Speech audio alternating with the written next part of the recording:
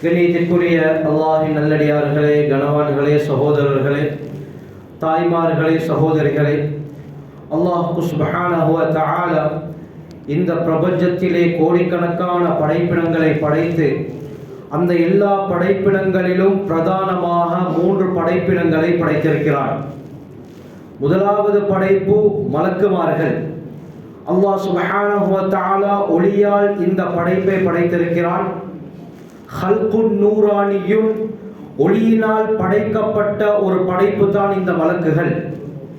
இந்த மலக்குமார்களுடைய தன்மை எப்படியாப்பட்டது என்பதை பற்றி அல்லாஹ் குர்ஆனிலே கூறும் பொழுது, லா யஅஸூனல்லாஹ மா அமரஹும் வ யஃஅலூன மா யுமரூன். லா யஅஸூனல்லாஹ மா அமரஹும், அல்லாஹ் சுப்ஹானஹு வ தஆலா அவர்களுக்கு எதை ஏவி இருக்கிறானோ அதற்கு அவர்கள் ஒருபோதும் மாற்றம் செய்ய மாட்டார்கள். வ யஃஅலூன மா யுமரூன், எது அவர்களுக்கு ஏவப்படுகிறதோ அதை மட்டும் தான் அவர்கள் செய்வார்கள். இது மலக்குமார்களுடைய ஒரு தன்மை. யுஸப்பிஹூன அல்லைல வன்-நஹார லா யஃப்துரூன். இன்னொரு இடத்தில் அல்லாஹ் கூறுகிறான், சடைவடையாமல், களைத்து போகாமல் இரவு பகலாக அல்லாஹ்வை துதித்துக் கொண்டிருக்கிறார்கள். இது மலக்குமார்களுடைய தன்மை. அல்லாஹ் படைத்த படைப்புகளில் மிக உயரிய படைப்பு தான் இந்த மலக்குகள். எந்த சந்தர்ப்பத்திலும் ஒரு செகண்ட் கூட அல்லாஹுக்கு மாற்றம் செய்யாத படைப்பு. அல்லாஹ் சுப்ஹானஹு வ தஆலா மலக்குமார்களை படைத்த நாளிலிருந்து இன்று வரை சிலர் சுஜூதிலேயே இருக்கிறார்கள், சிலர் ருக்கு செய்தவர்களாக இருக்கிறார்கள், சிலர் இஅ்திதாலிலே இருக்கிறார்கள், சிலர் தஸ்பீஹ் செய்து கொண்டிருக்கிறார்கள், சிலர் இஸ்திக்ஃபார் தேடியவர்களாக இருக்கிறார்கள். படைத்த நாளிலிருந்து இதுவரைக்கும் அவர்கள் ஒரு செகண்ட் கூட அல்லாஹுக்கு மாற்றம் செய்யாமல் அல்லாஹ்வை இபாதத் செய்து கொண்டிருக்கிறார்கள். இந்த மலக்குமார்களுடைய எண்ணிக்கை ஹஜ்ரத் ரசூலுல்லாஹி ஸல்லல்லாஹு அலைஹி வஸல்லம் அவர்களுக்கு கூட தெரியாது. குர்ஆன் அல்லாஹ் கூறும் பொழுது, வமா யஅலமு ஜுனூத ரப்பிக இல்லாஹு, உமது இரட்சகனுடைய படைகளை பற்றி அவனை தவிர வேறு யாருக்கும் தெரியாது என்று அல்லாஹ் சொல்றான். மலக்குமார்கள் கோடான கோடான கோடி மலக்குகளை அல்லாஹ் படைத்து வைத்திருக்கிறான். அல்லாஹ் இப்னு கஸீர் ரஹ்மத்துல்லாஹி அலைஹி அல் பிதாயா வன் நிஹாயாவுல கூறும் பொழுது, ஹஜ்ரத் அலி ரலியல்லாஹு அன்ஹு, இப்னு அப்பாஸ் ரலியல்லாஹு அன்ஹு அவர்களுடைய ரிவாயத்துகளை கொண்டு வராங்க. உலகத்தில் அடியார்கள் வணங்குறதுக்காக வேண்டி எப்படி அல்லாஹ் கஅபாவை அமைத்திருக்கிறானோ, நாங்கள் தொழும் பொழுதும் நம்முடைய திசை கஅபாவை முன்னோக்கி தான் இருக்குது. இந்த கஅபாவை நாங்கள் முன்னோக்கி இபாதத் செய்வது போல கஅபாவுக்கு நேராக மேல 7வது வானத்தில் அல்லாஹ் பிரமாண்டமான ஒரு மஸ்ஜிதை படைத்து வைத்திருக்கிறான். அந்த மஸ்ஜிதுக்கு பைத்துல் மஅமூர்னு சொல்லப்படுது.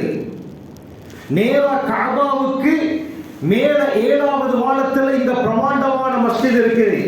இந்த மஸ்ஜிதை அல்லாஹ் படைத்தது பூமியில அடியார்கள் மனிதர்கள் எப்படி கஅபாவை கிப்லாவாக ஆக்கியிருக்கிறார்களோ, அதை முன்னோக்கி இபாதத் செய்கிறார்களோ, இதே போல வானத்திலே இருக்கக்கூடிய கோடான கோடான கோடி மலக்குகள் இபாதத் செய்வதற்காக வேண்டி அல்லாஹ் சுப்ஹானஹு வ தஆலா அந்த பிரமாண்டமான பைத்துல் மஅமூரை படைத்திருக்கிறார். தொடர்ந்து ஹஜ்ரத் ஸல்லல்லாஹு அலைஹி வஸல்லம் சொன்னார்கள், எவ்வளவு பிரமாண்டமான அந்த மஸ்ஜித் என்று சொன்னால், அந்த மஸ்ஜித் படைக்கப்பட்ட நாளிலிருந்து ஒவ்வொரு நாளும் 70,000 மலக்குகள் அந்த மஸ்ஜிதுக்குள்ளால நுழைகிறார்கள். திரும்பி வந்ததாகவும் சரித்திரம் கிடையாது, மஸ்ஜிதுக்கு வெளியே சென்றதாகவும் சரித்திரம் கிடையாது. படைக்கப்பட்ட நாளில் இருந்து 70,000 மலக்குகள் இன்று வரை நுழைந்து கொண்டே இருக்கிறார்கள். அப்ப யோசிச்சு பாருங்க, மலக்குகளுடைய எண்ணிக்கை எவ்வளவு. அந்த மஸ்ஜித் படைக்கப்பட்ட எத்தனை ஆயிரம் வருடங்கள் இருக்கும். ஒவ்வொரு நாளும் 70,000 பேர் அந்த மஸ்ஜிதுக்குள்ளால் நுழைந்து கொண்டே இருக்கிறார்கள் என்றால் அந்த மலக்குமார்களுடைய எண்ணிக்கை எந்த அளவுக்கு இருக்கும். இதே போல அந்த மஸ்ஜிதுடைய பிரமாண்டம் எவ்வளவு, அந்த மஸ்ஜித் இருக்கக்கூடிய 7வது வானம் எந்த அளவுக்கு பிரமாண்டமானது என்பதை நாங்கள் யோசித்து பார்க்கிறோம் அருமையானவர்களே. ஆக அல்லாஹ் படைத்த முதலாவது படைப்பு மலக்குகள். சதா காலமும் சதா நேரமும் அல்லாஹ்வை இபாதத் செய்து கொண்டிருக்கிறார்கள். உயர்ந்த படைப்பு. இரண்டாவது பிரதானமான படைப்பு ஜின்கள். இந்த ஜின்களில் கெட்டவர்களுக்கு தான் ஷைத்தான் என்று சொல்லப்படும். மனிதர்கள் நல் அமல் செய்வதை இவர்கள் விரும்ப மாட்டார்கள். எப்படியாவது மனிதர்களை கெடுப்பது தான் இவர்களுடைய வேலை. அல்லாஹ் குர்ஆனிலே கூறுகிறான், இன்ன ஷைத்தான கான லில் இன்சானி அதுவம் முபீனா. நிச்சயமாக ஷைத்தான் மனிதனுடைய பகிரங்க விரோதியாக இருக்கிறான். அல்லாஹ் தெளிவாக சொல்லிட்டான், பகிரங்க விரோதி, அவன் நண்பன் கிடையாது. وَمَن يَعْشُ عَن ذِكْرِ الرَّحْمَنِ. அல்லாஹ் சுப்ஹானஹு வ தஆலா காட்டிய வழியை யார் புறக்கணித்து உலகத்திலே வாழ்கிறாரோ அவருக்கு அல்லாஹ் கொடுக்கக்கூடிய தண்டனை என்ன? நுகய்யித் லஹு ஷைத்தானன் ஃபஹுவ லஹு கரீன். அவனுக்கு ஒரு ஷைத்தானை நாங்கள் சாட்டி விடுவோம், அந்த அடியாருக்கு ஷைத்தான் நண்பனாக மாறிவிடுகிறான். ஷைத்தான் ஒரு மனிதனுக்கு நண்பனாக மாறிவிட்டால் அவன் நல்லதா சொல்வார்களே, எப்பொழுதுமே பாவத்தின் பக்கம் தான் அவனை தூண்டி கடைசியில் குழியிலே தள்ளிவிடுவான், நரகவாசியாக ஆக்கிவிடுவான். அஷ்ஷைத்தானு யஇதுகுமுல் ஃபக்ர். குர்ஆன் அல்லாஹ் கூறுகிறான், ஷைத்தான் உங்களுக்கு வறுமையை வாக்களித்துக் கொண்டே இருப்பான், செலவழிக்க விட மாட்டான், கஞ்சத்தனத்தை ஏவிக்கொண்டே இருப்பான். வயமுருக்கும் பில் ஃபஹ்ஷா.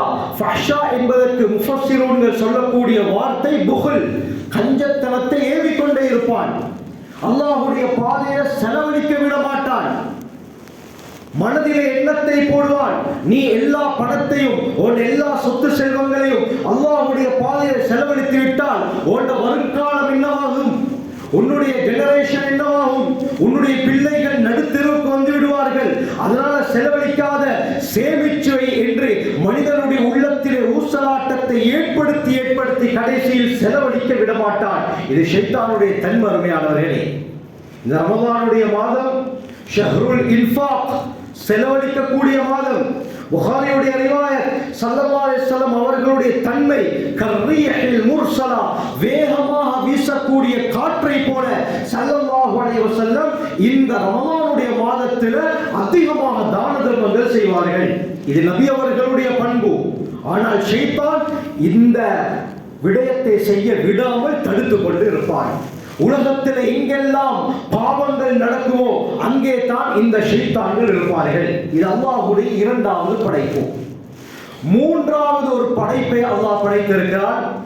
இந்த படைப்பு தான் மனிதர்கள். அருமையானவர்களே, இந்த மனிதர்களை எடுத்துக்கொண்டால் முதல் படைப்பாகிய மலக்குமார்களுடைய தன்மையும் இந்த மனிதர்களுக்கு கொடுக்கப்பட்டிருக்கிறது.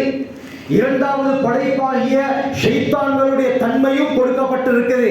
மலக்குமார்களுடைய அந்த சிஃபாத்துகளை, தன்மைகளை, குணங்களை தன்னுடைய வாழ்க்கையிலே எடுத்து நடந்தால் அவர் சுவர்க்கவாதியாகி விடுவார். மறுமுறையில ஷைத்தானுடைய அந்த தன்மைகளை ஒருவர் வாழ்க்கையிலே எடுத்து நடக்கும் பொழுது அல்லாஹ் பாதுகாக்கணும், அவருடைய முடிவு பயங்கரமானதாக ஆகிவிடும். அல்லாஹ் நம் அனைவரையும் பாதுகாக்க வேண்டும். ஆகவே இந்த மூன்று பிரதானமான படைப்புகளையும் அல்லாஹ் சுப்ஹானஹு வ தஆலா அதிகமாக விரும்புறது யார் என்று பார்த்தால் இந்த மனிதர்களை தான். எங்களோட தான் அல்லாஹ் சுப்ஹானஹு வ தஆலா அதிகம் இரக்கம் உள்ளவனாக இருக்கிறான்.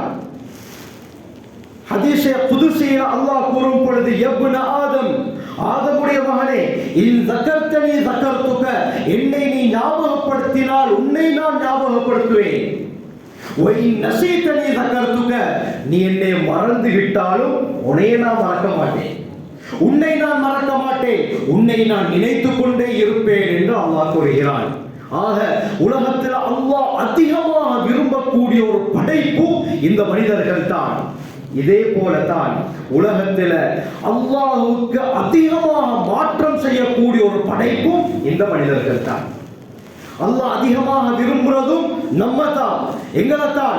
இதே போல அல்லாஹ்க்கு அதிகமாக மாற்றம் செய்யறதும் இந்த மனிதர்கள் தான். அருமையானவர்களே, இந்த மனிதர்களை தவிர உலகத்தில் இருக்கக்கூடிய எல்லா வஸ்துக்களும், அது செடியாக இருக்கலாம், கொடியாக இருக்கலாம், மரங்களாக இருக்கலாம், விலங்குகளாக இருக்கலாம், பூச்சிகளாக இருக்கலாம், சூரியனாக இருக்கலாம், சந்திரனாக இருக்கலாம், கண்ணுக்கு விளங்கக்கூடிய வஸ்துக்களாக இருக்கலாம், விளங்காத வஸ்துக்களாக இருக்கலாம், அணுவாக கூட இருக்கலாம். எல்லாமே அல்லாஹ்வை அனுதினமும் ஒவ்வொரு செகண்டும் தஸ்பீஹ் செய்து கொண்டிருக்கிறது.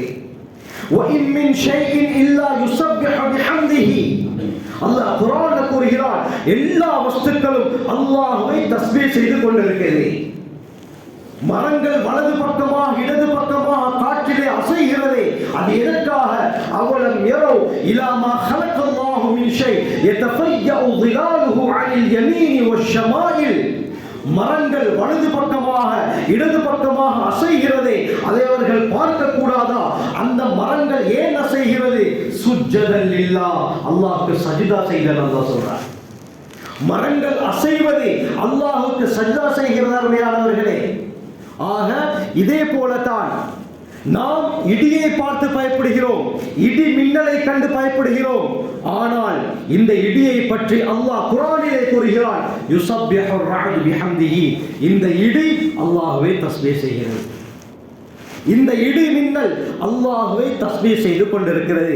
ஆக அருமையானவர்களே, இந்த அளவுக்கு உலகத்தில் இருக்கக்கூடிய எல்லா படைப்பினங்களும் அல்லாஹ்வுக்கு தஸ்பீஹ் செய்து கொண்டிருக்கிறது. மனிதன் தான் மாற்றம் செய்து கொண்டிருக்கிறான். என்ன மாற்றம் செய்தாலும் அல்லாஹ் சுப்ஹானஹு வ தஆலா இந்த அடியாரை நேசிக்கிறான். அல்லாஹ் விரும்புவது என்ன? இந்த அடியார்கள் நஷ்டம் அடைந்திடக் கூடாது.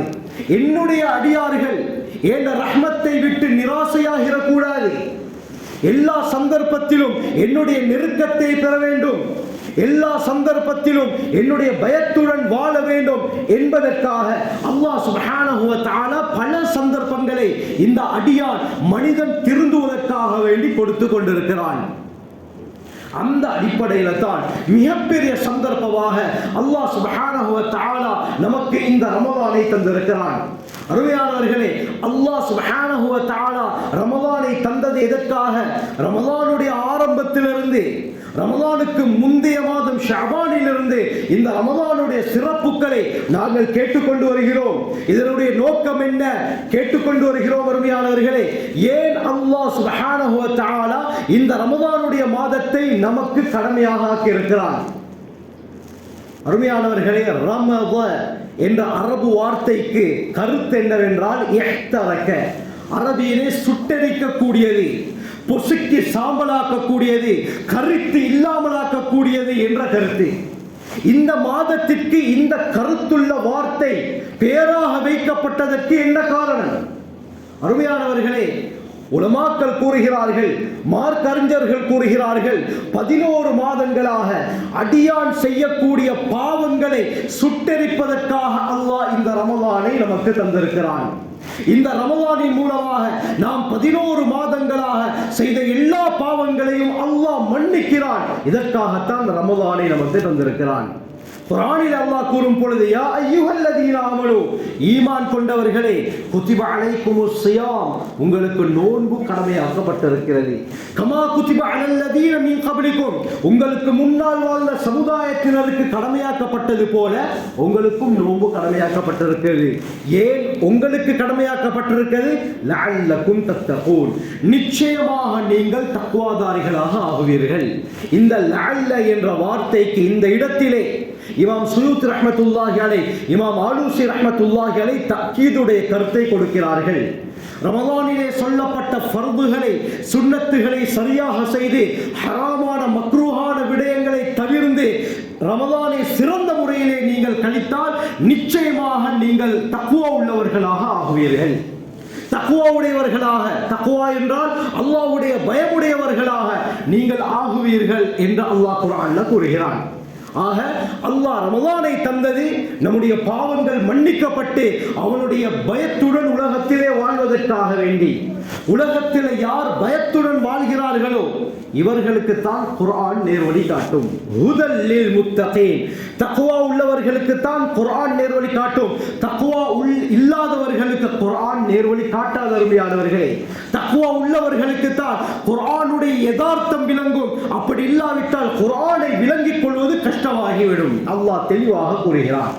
ஆக இந்த ரமலானின் மூலமாக நாம் அல்லாஹ்வுடைய தக்வாவை, பயத்தை நம்முடைய உள்ளத்திலே உண்டு பண்ணிக்கொள்ள வேண்டும்.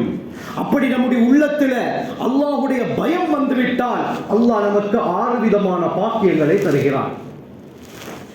நமக்கு தேவையான எல்லாமே இந்த 6 விடயங்களுக்குள்ளால உள்ளடங்கிடும். அல்லாஹ் சுப்ஹானஹு வ தஆலா சூரா தலாக்ல இந்த 6 விடயத்தை தெளிவாக கூறுகிறான்.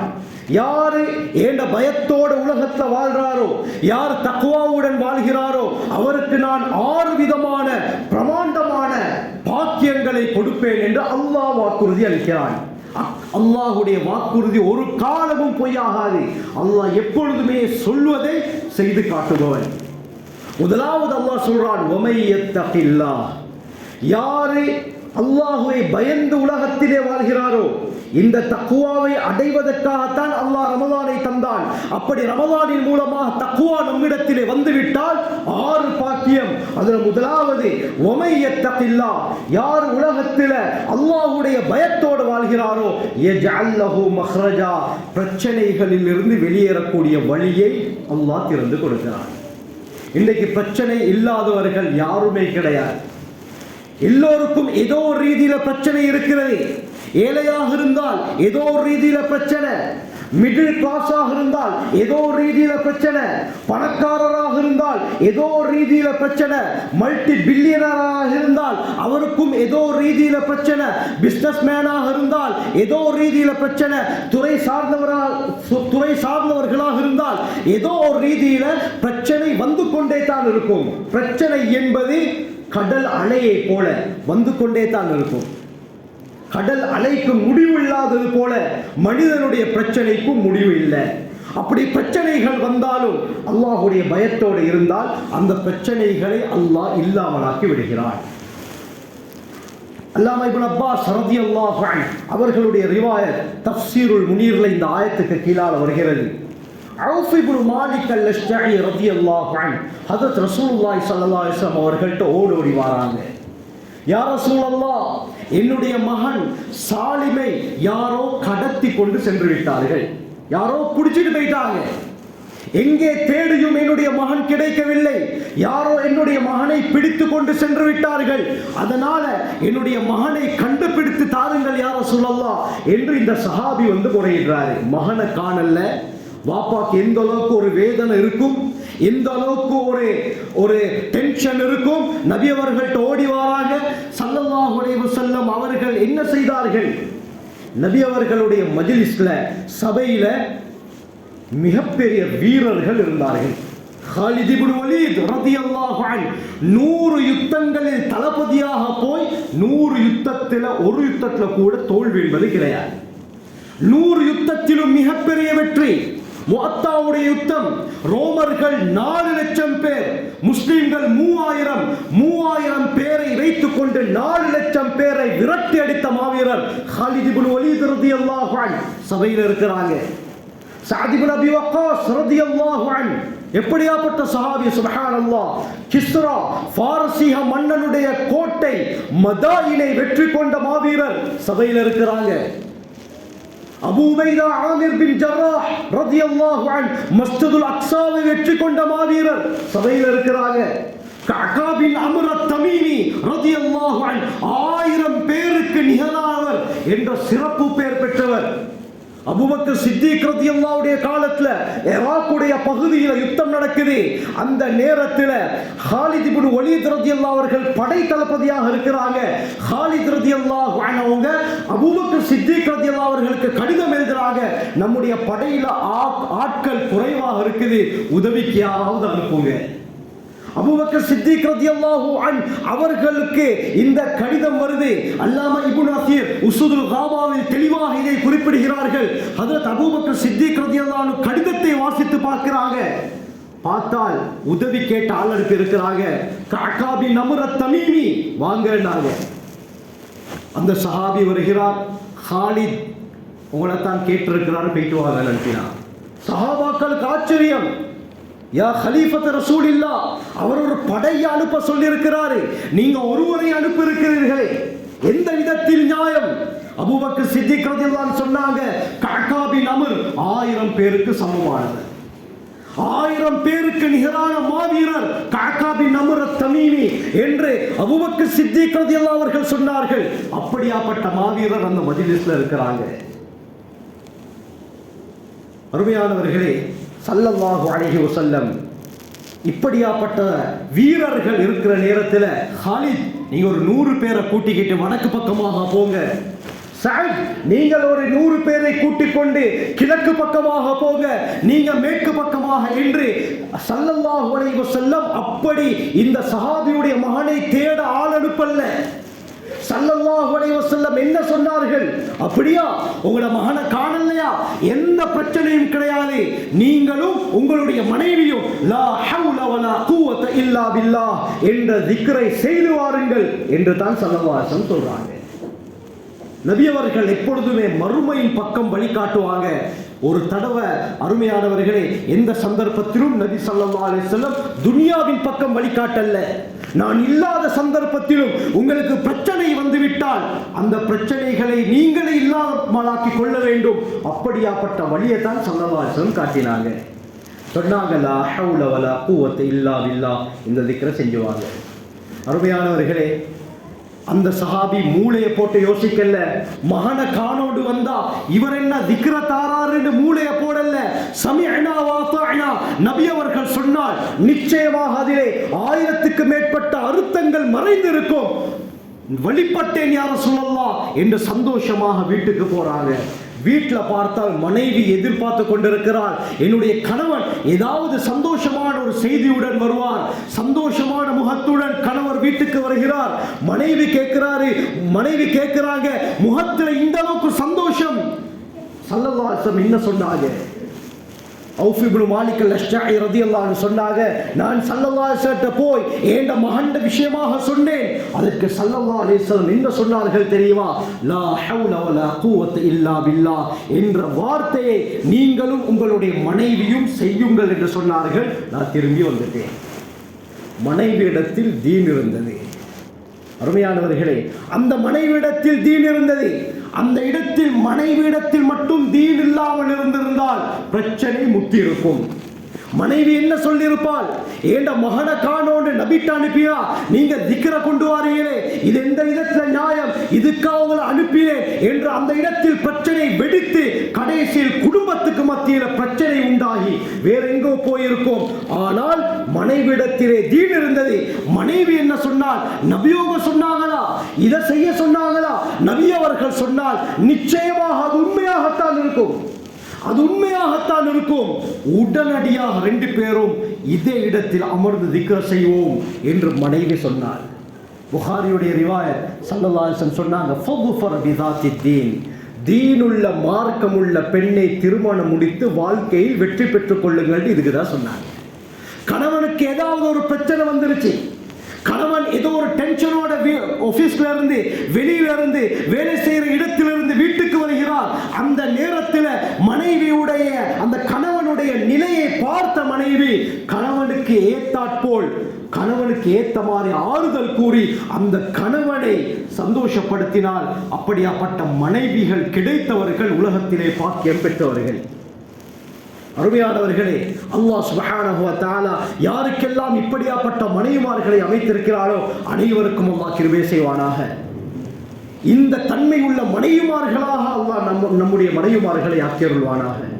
தீனுள்ள பெண்ணை திருமணம் முடிப்பதனால் தான் உண்மையான வெற்றி இருக்கிறது. அருமையானவர்களே, கஷ்டப்பட்டு ஆபீஸ்ல இருந்து வருகிறார், வேலை செஞ்சுட்டு வாராரு, அன்னைக்கு காலையிலிருந்து மாலை வரைக்கும் கஷ்டப்படுகிறார். 1000 ரூபாய் கூட அவருக்கு கிடைக்கல. டென்ஷன். இந்த நேரத்தில் மனைவி அன்னைக்கு கோல் வருது, இப்படித்தான் வீட்டில் ஏதாவது ஒரு சாமா முடிஞ்சிருச்சு, நீங்க கட்டாயம் வாங்கிட்டு வாங்க. இந்த டென்ஷன்ல மறந்துட்டு வீட்டுக்கு வாராரு. சிறந்த மனைவியாக இருந்தால் என்ன செய்வாள்? அருமையானவர்களே, கணவனுடைய நிலையை பார்த்து அவள் கணவனை விளங்கிக் கொள்வாள். தஃபாஹும், புரிந்துணர்வு கணவன் மனைவிக்கு கட்டாயம் இருக்க வேண்டும். விட்டு கொடுப்பு இருக்க வேண்டும். அருமையானவர்களே, ஸல்லல்லாஹு அலைஹி வஸல்லம் அவர்கள் நமக்கு காட்டிய வழி. இந்த நேரத்தில் மனைவி என்ன செய்கிறார்? கணவன் ஏதோ டென்ஷன்ல இருக்கிறாரு, நான் சொன்ன சாமான மறந்து வந்துட்டாரு, சரி பிரச்சனை இல்லை, இந்த சந்தர்ப்பத்தில் அதை கேட்டால் பிரச்சனை பெரிதாகிவிடும் என்று மனைவி நினைத்து கணவன் வீட்டுக்கு வீட்டுக்கு வர்ற நேரத்திலேயே அவருடைய பேக்கை எடுத்து கீழே வைக்கிறார், அழகாக கணவனை அமர வைக்கிறார், தலையை அமுக்கி விடுகிறார், அல்லது தண்ணீரை கொண்டு வந்து கொடுக்கிறார், பக்கத்திலே அமர்ந்து அன்பாக ஏன் நீங்க டென்ஷனாக இருக்கிறீங்க, ஏதாவது பிரச்சனையா என்று கேட்கிறார். இந்த வார்த்தைகளிலே கணவனுடைய டென்ஷன் இல்லாமலாகிவிடும். முறையானவர்கள், இது தீனுள்ள பெண்ணுக்கு அடையாளம். மறுமுனையில வீட்டுக்கு வர போக்குலே கையில பார்த்தா பேக் இல்ல, சொன்ன சாமான வாங்கலையா என்ற ஒரு கேள்விதான். சுப்ஹானல்லாஹ், அதுக்கு பின்னால பிரச்சனை முத்த ஆரம்பிச்சது. இவர் டென்ஷனோட வருவாரு, வீட்டுக்குள்ளால் வரும் பொழுதே பிரச்சனை. இப்படி சின்ன சின்ன விஷயங்கள் உண்டாகி இன்று காது கோட் வரைக்கும் பல நிகழ்வுகள், பல தம்பதிகள் நிற்கிறார்கள். அருமையானவர்களே, சர்வ சாதாரணமான காரணங்களுக்காக வேண்டி இன்று தலாக் நடக்குது. சுப்ஹானல்லாஹ், அல்லாஹ் நம் அனைவரையும் பாதுகாக்க வேண்டும். அருமையானவர்களே, எந்த இடத்தில் அல்லாஹ்வுடைய பயம் இல்லாமல் ஆகுதோ அந்த இடத்திலே கணவன் மனைவிக்கு மத்தியில் இருக்கக்கூடிய புரிந்துணர்வுல விரிசல் ஏற்படும், அன்பிலே விரிசல் ஏற்படும். அதற்கு பிறகு ஷைத்தான் அந்த இடத்திலே வந்து விடுவான். முடிவு பயங்கரமானதாக கடைசியில் தலாக்ல போயிட்டு முடியுது. சின்ன சின்ன விஷயங்களுக்காக காதை கோட்ல கேட்டு பாருங்க. கணவன் தோசைக்கு சட்னி வேணும்னு கேட்டிருக்கிறாரு, மனைவி மறந்துட்டா சட்னி செய்யலன்றதுக்காக வேண்டி தலாக் நடந்திருக்கு. எவ்வளவு அநியாயம். அருமையானவர்களை, அல்லாஹ் நம் அனைவரையும் பாதுகாக்க வேண்டும். ஆக மனைவிடத்திலே தீர்வு இருந்தது. அல்லாஹ் சுப்ஹானஹு வ தஆலா இப்படியாப்பட்ட மனைவிமார்களாக நம்முடைய மனைவிமார்களை ஆக்குவானாக. கடைசியில இருவரும் சேர்ந்து லா ஹவுல வலா குவத இல்லா பில்லாஹ் என்ற திக்ரை செய்து கொண்டே இருக்கிறார்கள். யார் சாலிம் ரலியல்லாஹு அவர்களை கடத்தி கொண்டு போனார்களோ பெரும் ஒரு ஆட்டு மந்தையை கொடுத்து நீ மேய்ச்சிட்டு வான்னு அனுப்புறாங்க. அருமையானவர்களே, சாலிம் ரலியல்லாஹு அவர்கள் அந்த ஆட்டு மந்தையை மேய்த்து மேய்த்து மதீனாவுக்கே வந்து சேர்றார். அப்துல்லா பின் அப்பாஸ் ரலியல்லாஹு சொல்றான், கிட்டத்தட்ட 5000 ஆடுகள் இருக்குது. அந்த ஆட்டு மந்தையில் 5000 ஆடுகள் மேய்த்து மேய்த்து தன்னுடைய வீட்டுக்கு முன்னாலே வந்து சேர்கிறார். அவுஃப் இப்னு மாலிக் அல்-அஷ்ஜஇ ரலியல்லாஹு அவர்கள் கதவை திறந்து பார்த்தால் ஆட்டு மந்தைக்கு நடுவுல மகன் இருக்கிறார். வந்த சந்தோஷம், மகனை கட்டிப்பிடித்து முத்தம் கொடுத்து கையை பிடித்துக் கொண்டு ஓடோடி போகிறார். ஸல்லல்லாஹு அலைஹி வஸல்லம் அவர்கள்ட்ட, யா ரசூலல்லாஹ், நீங்க சொன்ன பிரகாரம் இந்த வார்த்தையை நானும் என்னுடைய மனைவியும் தொடர்ந்து செய்து வந்தோம். அல்லாஹ் சாலிமையும் தந்தான், சாலிமோடு சேர்த்து ஆடையும் ஆட்டு மந்தையும் தந்திருக்கிறான். இந்த ஆட்டு மந்தை எனக்கு ஹலாலான்னு கேட்கிறாங்க. ஸல்லல்லாஹு அலைஹி வஸல்லம் பதில் சொல்லலாம், அமைதியாக இருக்கிறாங்க. அல்லாஹ் இதற்குரிய பதிலை சொல்கிறான். சூரா தலாக்குடைய ஆயத்து இறங்குகிறது. வமை யத்தகில்லாஹ், யார் அல்லாஹ்வை பயந்து உலகத்திலே வாழ்கிறார்களோ யஜ்அல் லஹு மக்ரஜா, பிரச்சனைகளிலிருந்து வெளியேறக்கூடிய வழியை அல்லாஹ் ஏற்படுத்துவார். இரண்டாவது வயர்ஸுகுஹு மின் ஹைஸு லா யஹ்தஸிப், நினையாபுரத்தால் அல்லாஹ் அவருடைய வாழ்வாதாரத்தை பூர்த்தியாக்குகிறான்.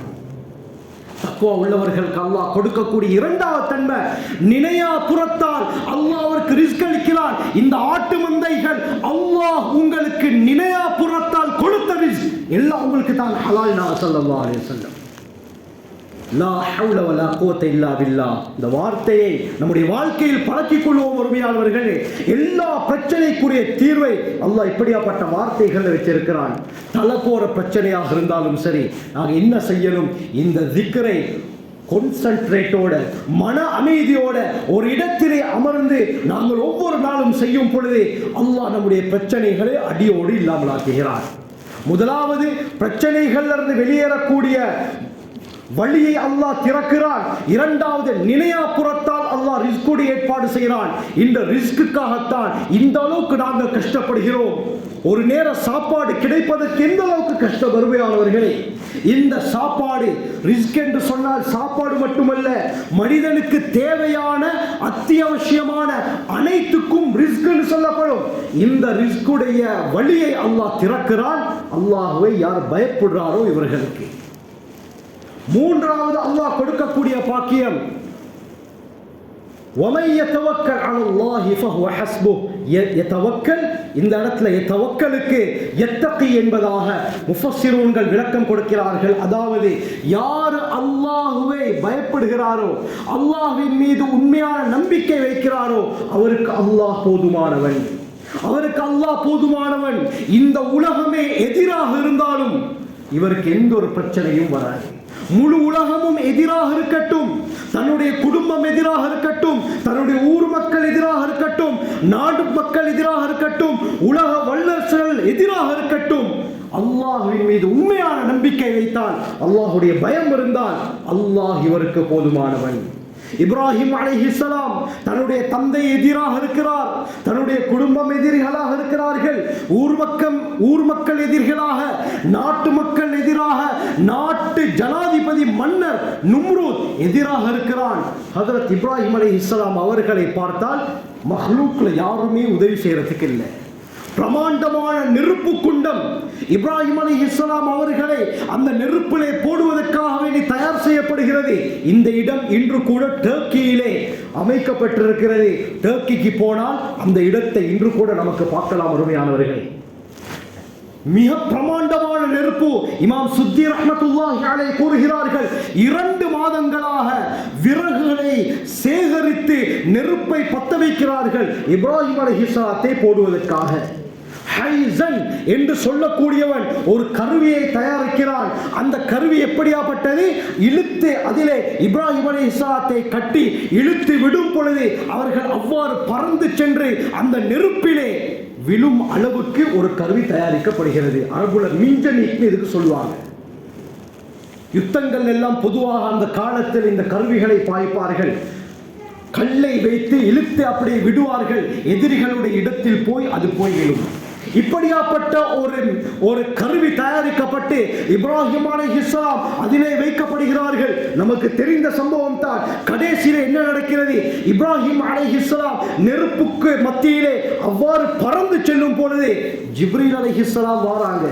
இப்னு அஸாக்கிருடைய ரிவாயத், அல்லாஹ் சுப்ஹானஹு வ தஆலாவிடத்திலே ஜிப்ரீல் அலைஹிஸ்ஸலாம் அனுமதி கேட்கிறாங்க. யா அல்லாஹ், உன்ட கலீல் நெருப்புல உள்ள பார்க்கிறாரு, நான் போயிட்டு காப்பாத்தவா? அல்லாஹ் சொன்னான், உனக்கு ஏழுண்டா போங்க. அல்லாஹ் அனுப்பல்ல, அவர் கேட்டதுக்கு அல்லாஹ் அனுப்பினான். அல்லாஹ் அனுப்பல்ல. அவர் வந்து கேட்கிறாங்க, சரி போங்க. ஜிப்ரீல் அலைஹிஸ்ஸலாம் வருகிறார்கள். இப்ராஹிம் அலைஹிஸ்ஸலாம் அவ்வாறு நெருப்புக்கு மத்தியிலே செல்கிறார்கள்.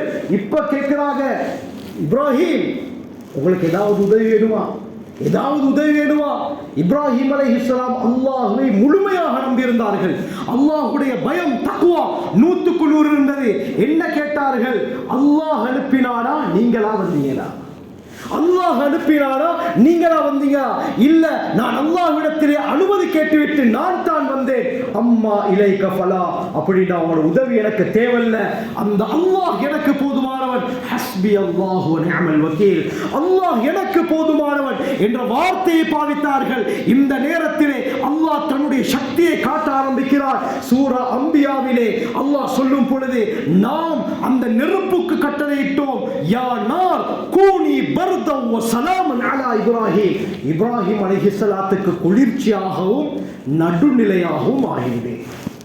நெருப்பே, இப்ராஹிம் உன்னிடத்திலே வரப்போகிறார், அவரை சுற்றாத, அவருடைய ஒரு ரோமம் கூட பத்திவிடக் கூடாது, நீ குளிர்ச்சியாக மாறிவிடு.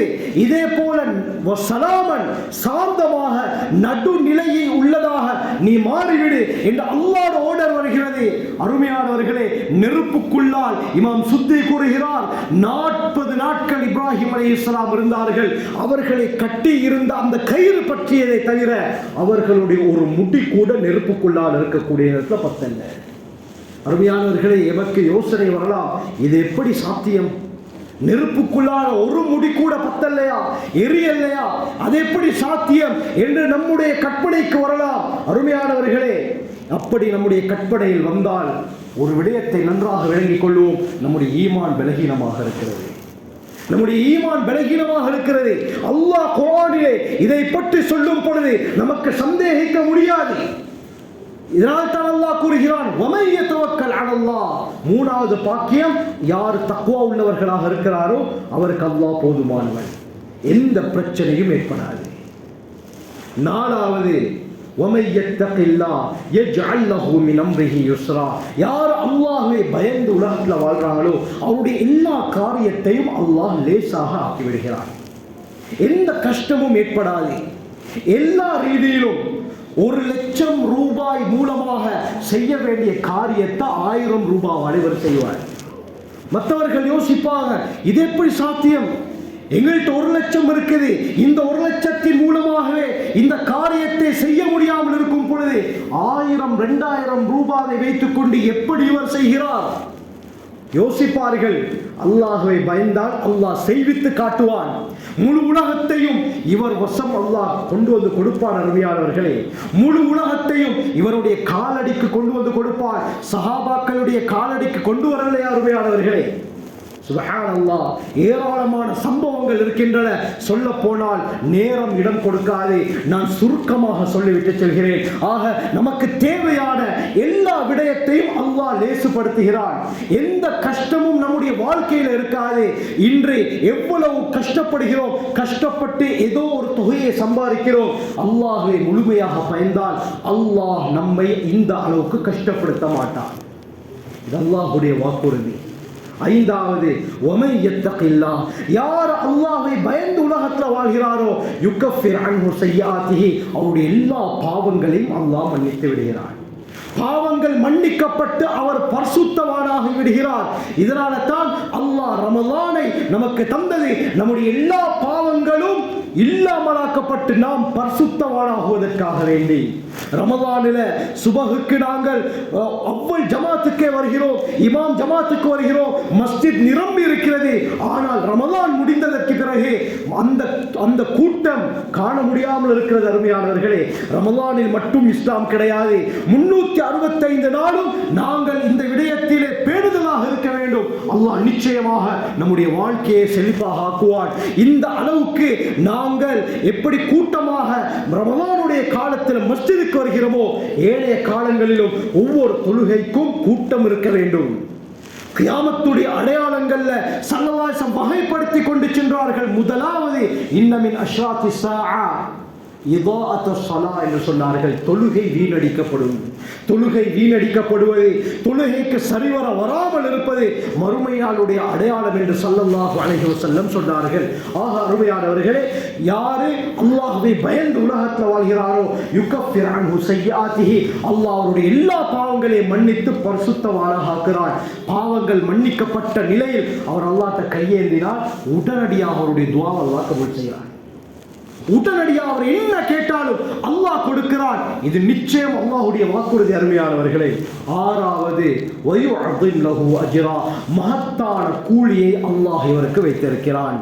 அல்லாஹ்வை பயந்து உலகத்தில் யார் வாழ்கிறாரோ இவருக்கு பிரமாண்டமான அந்த சுவர்க்கத்தை அல்லாஹ் வைத்திருக்கிறான். அந்த சுவர்க்கம் எப்படியாப்பட்டது? புகாரியுடைய ரிவாயத், ஸல்லல்லாஹு அலைஹி வஸல்லம் சொன்னார்கள், அல்லாஹ் கூறுகிறான், அஅதத்து லி இபாதிய ஸாலிஹீன், என்னுடைய அடியார்களுக்காக வேண்டி நான் தயார் செய்து வைத்திருக்கிறேன்.